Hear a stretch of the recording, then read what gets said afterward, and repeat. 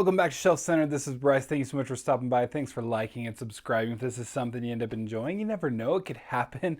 I wanted to do a quick, just kind of mid-month update. One of those things where, if you have the audience pick your next read, you maybe should address some of those things. So just trying to be open here. First of all, I did finish Swan Song by Robert McCammon. It took me way longer than I thought it would, but it is longer than I thought it was. And it was good. Highly recommended. It's one of those books that it's so good. It's so epic. It's huge. I thought it would be a lot like The Stand, and it kind of starts off a bit like that. I mean, you obviously got to meet your cast of characters and kind of how they end up in some way interacting, right? But this is, instead of a huge disease kind of wiping out the whole world, this is nuclear war. And so nuclear war plus fallout, lots of crazy stuff to address. And anyway, I can't even, I got to get my thoughts together for a review on that one because it is so intense.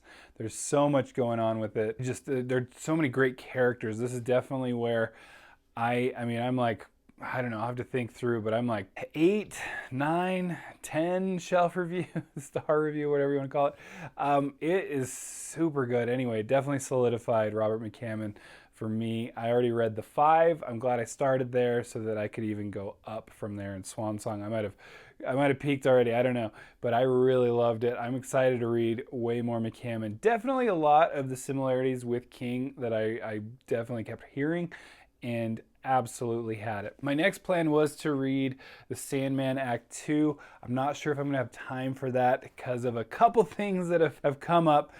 So anyway, first things first is I did do a poll for, I'm like, if I'm gonna do a poll, I'm gonna read that one first. So I did a poll. You guys chose my next read. It was pretty far and away Frankenstein by Mary Shelley. That was our winner. It was 45% last I checked. 20% was the next, which was, I think, the Clive Barker book, Hellraiser, right? So anyway, nothing really even got close to Frankenstein. So I already started reading Frankenstein halfway through, a little over halfway through. And definitely, I started off going, "What did you guys do to me? Is this a joke?" It's very dry. It's definitely written when it was written, right, in the 1800s. So it took some time to get used to just the writing style, the kind of letters. I'm not always a big fan of a novel written by letter.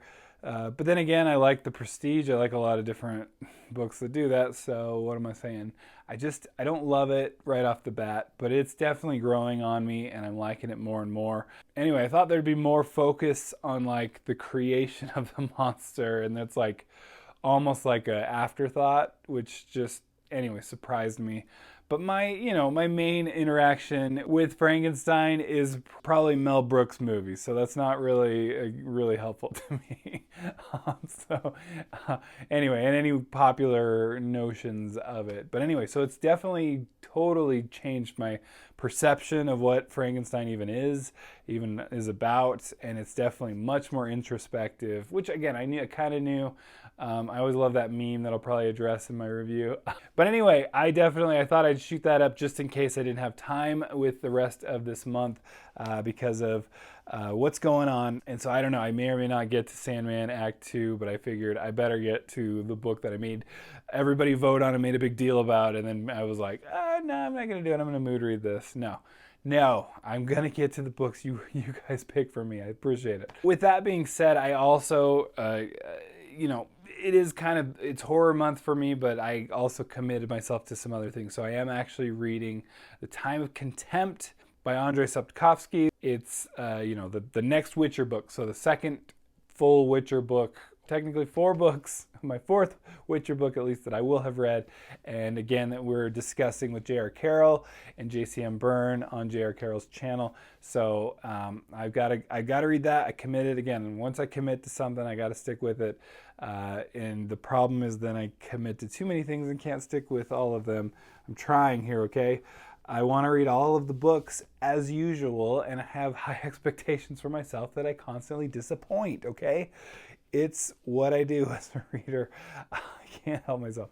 But then it just so happened, if you haven't checked this out yet, and I should have linked it in the community tab, already. I was on Murphy Napier's review channel, so it was really cool. She was so nice enough to invite me. She saw my review on The Lies of Locke Lamora, saw that I'm a huge fan, huge Scott Lynch fan, and I just couldn't get enough. I reread Lies of Locke Lamora just recently, so I was able to do a whole group chat on Murphy Napier's review channel, so check that out in the description down below.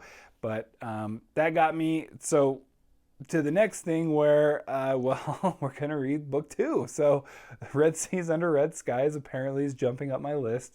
These last 2 books have less to do with horror, so I'm sorry about that. I maybe committed too much, but at least I read the thing that I said I was going to, that I had everyone vote on, right? Like, I can get some credit, right? Sorry for being such a mood reader. Partly, too, is just I want to be involved with all of the discussion reader. So anyway, but Murphy has invited us back, same group back, to talk Red Seas Under Red Skies, and I'm very excited for that. I've been wanting to read Red Seas Under Red Skies for ages. I put, as I've done with these authors that have been a little slower to get their books out, George R. R. Martin, Patrick Rothfuss, Scott Lynch,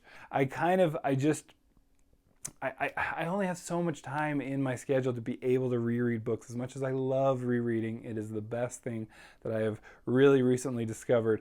But I'm trying to read the new books, right? And so if I just keep rereading the same books, I'm never going to get to the new books. And so what that caused me to do was put off the latest releases for The Gentleman Bastards for Scott Lynch's series, for I never read the sequel, The Wise Man's Fear, for Patrick Rothfuss, which I'm pretty glad about at this point.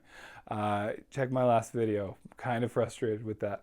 But overall, I thought it would be really fun, though, anyway, to read Red Seas Under Red Skies. I'm very excited to read that. So anyway, I had to update you on, I kind of completely changed up do a mid-month change up, because I'm involved in too many things that I'm just having too much fun with doing. But I at least wanted to make sure that I stuck to 2/3 of my TBR, which for me that's pretty good actually, sadly. Anyway, thank you so much for stopping by. Thanks for your patience with this update. We'll catch you next time. Bye.